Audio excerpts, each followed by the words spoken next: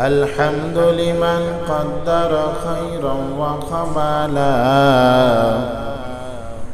الحمد لمن قدر خيرا وقبلا والشكر لمن صور حسنا وجمالا والشكر لمن صور حسنا وجمالا فرد صمد عن صفة الخلق بريء فرد صمد عن صفة الخلق بريء رب عزلي خلق الخلق كمالا رب عزلي خلق الخلق كمالا रुखसार सिबर का कदर पर्दा उठा दो रुखसार सिबर का कदर पर्दा उठा दो लिल्लाह मुझे हुस्न खुदा दाद दिखा दो लिल्लाह मुझे हुस्न खुदा दाद दिखा दो ला इलाहा इल्लल्लाह जोरे ला इलाहा ला इलाहा इल्लल्लाह ला इलाहा ला इलाहा इल्लल्लाह ला इलाहा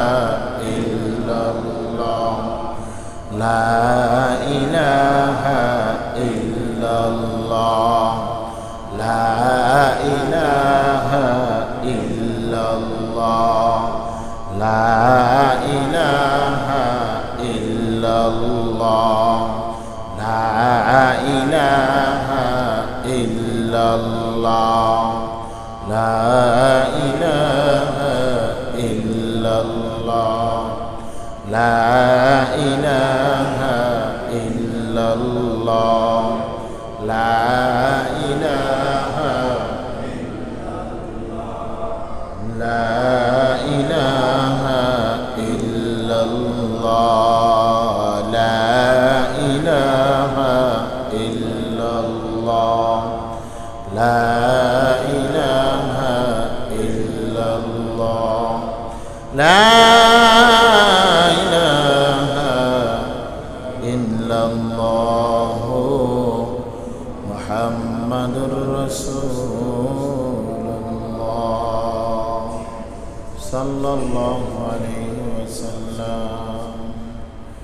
शुक्रिया अदाय करी महान रबेर दरबारे जे अल्लाह जल्ला जलालुहु वा अम्मा वानुहु আপনার আমার হায়াতের মধ্যে বরকত দান করে পবিত্র জুমার নামাজ আদায়ের লক্ষ্যে আল্লাহর ঘর মসজিদে জোরমিল মোহাব্বতের সাথে আসা ও বসা কোরআন ও সুন্নাহর আলোকে কিছু কথা বলা শোনার মতো তৌফিক এনায়েত করেছেন।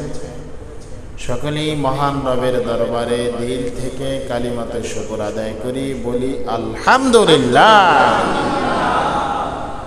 শুকরিয়া আদায় করলে মহান রব আপনার আমার রিজিক, আপনার আমার হায়াতের জিন্দেগির বারাকাত বাড়িয়ে দেবেন। আর যদি মহান রবের নিয়ামত পাওয়ার পরেও মালিকের নাফরমানি, মালিকের আহকামের অমান্যতা যদি আমরা করেই যাই, তাহলে নিয়ামত ছিনিয়ে নেওয়ার পাশাপাশি না আযাবিলা শাদীদ, কঠিন থেকে কঠিনতম শাস্তি আল্লাহ তাআলা আপনার আমার জন্য প্রস্তুত করে রেখেছেন। বলেন না সুবহান নাউযুবিল্লাহ। আল্লাহ পাক জাহান্নামের আগুন থেকে আপনাকে আমাকে হেফাজত করুক, সকলে বলুন আমিন। মুহতারাম হাজিরিন, মহান রবের হাজারো নিয়ামতের মধ্যে আমরা ডুবে আছি। আল্লাহওয়ালা বুজুর্গদের লিখিত কিতাবের মধ্যে পাওয়া যায়, হযরত সাহাবায়ে কেরামগণের জীবনের মধ্যে আমরা যখন তালাশ করি তখন পাওয়া যায়, যখন সাহাবায়ে কেরাম আল্লাহওয়ালা বুজুর্গ আমাদের পূর্বসূরি যারা উত্তম উত্তম মানুষগুলো, দামি মানুষগুলো ছিল, তারা যখন বিভিন্ন রোগে আক্রান্ত হইত তখন তারা হতাশ হইতেন না, বরং তারা শুকরিয়া আদায় করতেন, মহান রবের কদমে সেজদা দিতেন। এই বলে সেজদা দিতেন যে আল্লাহ আপনি আমাকে পছন্দ করেছেন বিদায়ী হয়তো আমার হায়াতের জিন্দেগির গুনাহগুলোকে ক্ষমা করার জন্যই আপনি আমাকে এই ব্যাধি, এই রোগ আপনি আমাকে দিয়েছেন।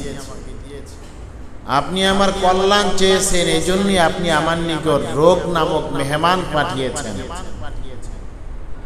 এটা দিলের মধ্যে জল্পনা কল্পনা করত আর মহান রবের কদমে শুকরিয়া আদায় করার জন্য সেজদায় লুটিয়ে পড়ত। বলেন সুবহানাল্লাহ। এই জন্যই রোগ হলেই হতাশ হওয়া যাবে না, মহান রবের উপর নারাজ হওয়া যাবে না, অথবা মহান রব আপনার আমার উপর নারাজ হয়ে যান এমন কোনো কথা মন্তব্য করা যাবে না। অনেক সময় দেখা যায় সন্তান রোগে আক্রান্ত, আমরা বলে বসি যে আল্লাহ কি অন্য কাউকে দেখে না, আমার সন্তানকেই দেখে। কি বলেন, এমন কথা অনেকে বলে না? বিজনেস একটু এই মাসে খারাপ হয়েছে, আল্লাহ কি অন্য কাউকে দেখে না, আমাকেই দেখলো। এই ধরনের কথা বলা যাবে, ঈমান বিধ্বংসী মার্কা কথা বলা যাবে না। এমন কোন চিন্তা, এমন কোন কথা বলা যাবে না যেই কথাটা আপনার আমার ঈমানের পরিপন্থী, যেই কথাটা কোরআন এবং সুন্নাহর পরিপন্থী, এমন কথা, এমন মতাদর্শ লালন করা যাবে না। আশরাফ আলী থানভী রহমাতুল্লাহ আলাইহি ওনার এক কিতাবের মধ্যে লেখেন, পৃথিবীর কোনো এক শহরে, কোনো এক গ্রামে আল্লাহর দুইজন বান্দা অসুস্থতার নেয়ামতে দীর্ঘদিন পর্যন্ত ভুগতেছিলেন। পৃথিবীর কোন শহরের কোন এক গ্রামের ওয়াকিয়া।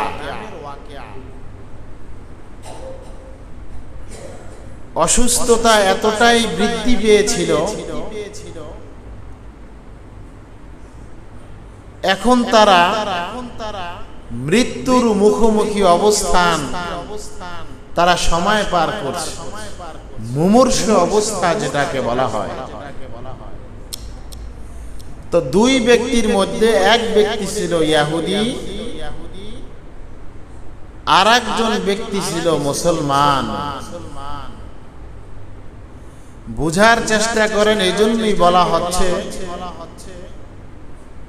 যাতে করে আপনার আমার মনের বিপরীতে কোনো বিষয় ঘটে গেলেও এটাকে এর দায়ভার, এর বিচার অথবা এটার ক্ষতি পূরণ চাওয়ার জন্য আমরা আল্লাহকে দায় না করি, এই বিষয়টা বোঝার জন্য ওয়াকিয়াটা। আশরাফ আলী থানভী রহমাতুল্লাহ আলাইহি